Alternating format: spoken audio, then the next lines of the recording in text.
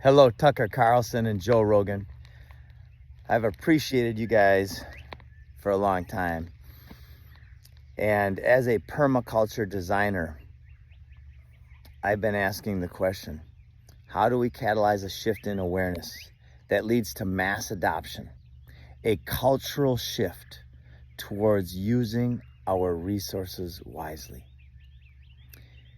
And I'm going to show you exactly what that means. When we take the poisons out and we grow food instead of lawns, we change the world.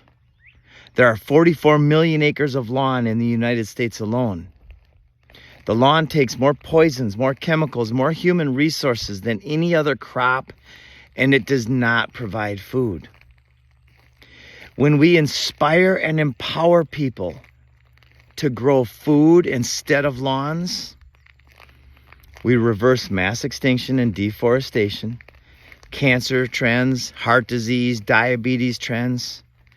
We end hunger and we end tyranny. Let thy food be thy medicine. This system brings life, habitat, joy, abundance, and beauty to the world.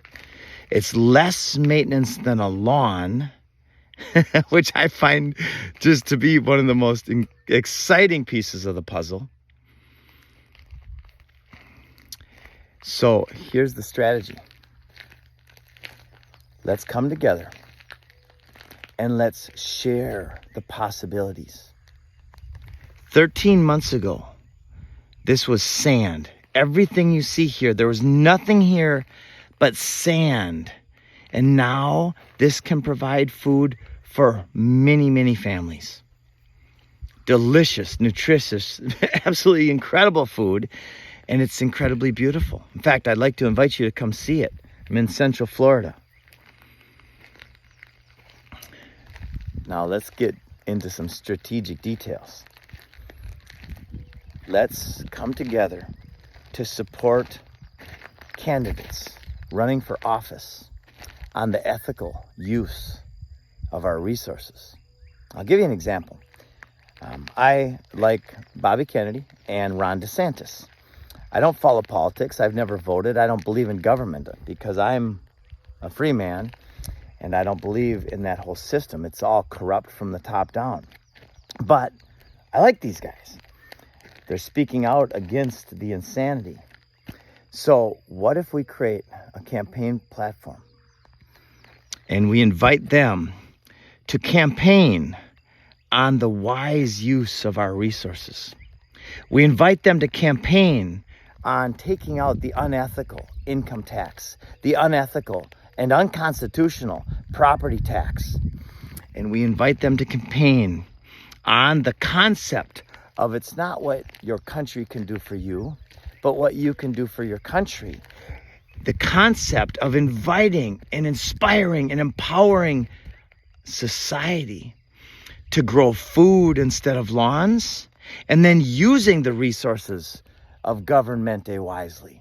For instance, in Florida, there's a $90 billion budget. It was in 2001. It's probably more than that now. 5% of $90 billion is $4.5 billion. Over 4 years, that's $18 billion.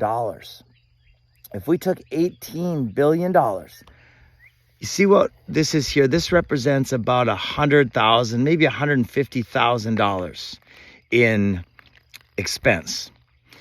If we took $18 billion, that's 18,000 $1 million food forests in the state of Florida. That's a lot. Every food forest becomes a nursery because you can count the seeds in this papaya, but you cannot count the papayas in a single seed.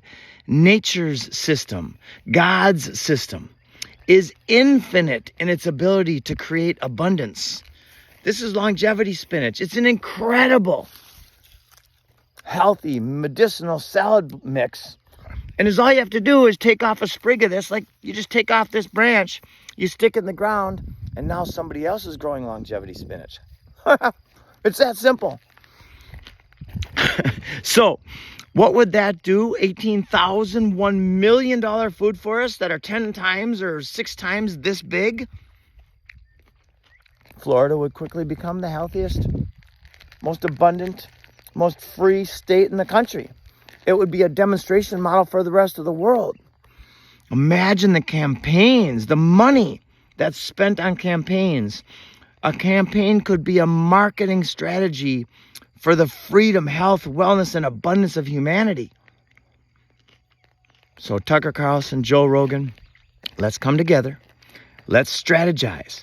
I've just scratched the surface I've just rambled here for 5.5 minutes. Imagine when we put some strategy and some thought to this. Well, I'll give you one more example. We are putting the Florida Department of Corrections recognizes the value of this. And we are putting very strategically designed food forests in prisons here in Florida. They've done this before. The recidivism rate went in one study where the inmates were working in the gardens for 3 years. The recidivism rate went from over 60% to under 10%. That one thing is just the tip of the iceberg on what can be done with this. This, my friends, is it. This is the answer. This is when Victor Hugo said there's one thing stronger than all of the armies of the world, and that is an idea whose time has come. This is the idea. It's nature. It's God. It's the Garden of Eden. It's enlightenment. It's awareness. This is the idea whose time has come.